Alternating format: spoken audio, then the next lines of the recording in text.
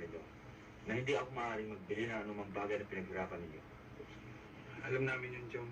Kaya hindi nyo na dapat sabihin sa amin. Sabagay nga.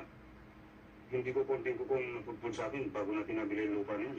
Tama ka na, Tommy. Kung magsalita ka, parang ikaw lang naghirap sa lupang ito. Ang totoo niyan, ikaw ang pinakamaliit ang hambag dito dahil pamisa-misa lang ang trabaho mo. Paminsan-minsan na, pero kung kumita naman, tipak. Oo nga, no? Kung di mo ko papansinin, ang puso ko'y lagi nasa dilim.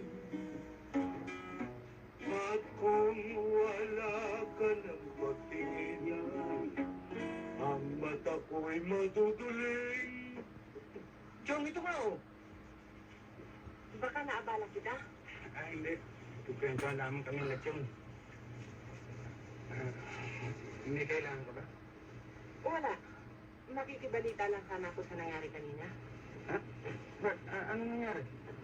Nanonood ako kung nakikipagtuntukan ka eh. Nakita mo pala. Hindi ko alam.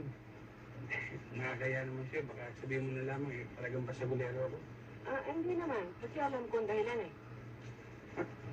Paano mo na lamang? Nabalitaan ko lang kanina. Nasaktan ka ba? Hindi mo masyado. Matagal na ba ka nakatira dyan? Matagal-tagal na rin.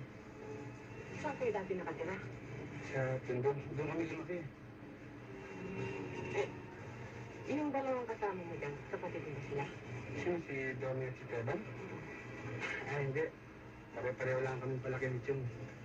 Mabait pala ang tiyong mo, no? Mabait kaya lang. Mabagsik.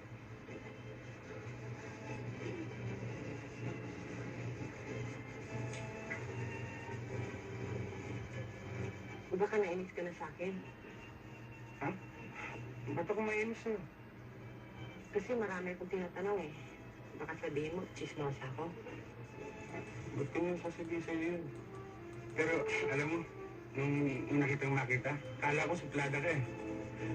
Nagkamali pala ako. Mabait ka pala. Anong malay mo? Hindi mo pa naman ako lubusang nakikilala. Dumating kaya yung panahon yun Alin? na makilala kita ng lubusan. Bakit hindi? Ngayon pa mo, magkapit-bahay na tayo?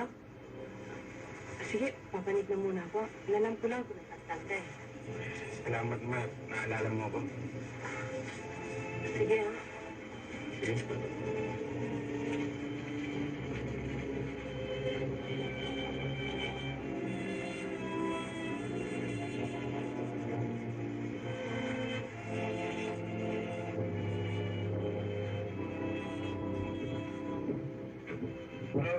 Nagdadala ka?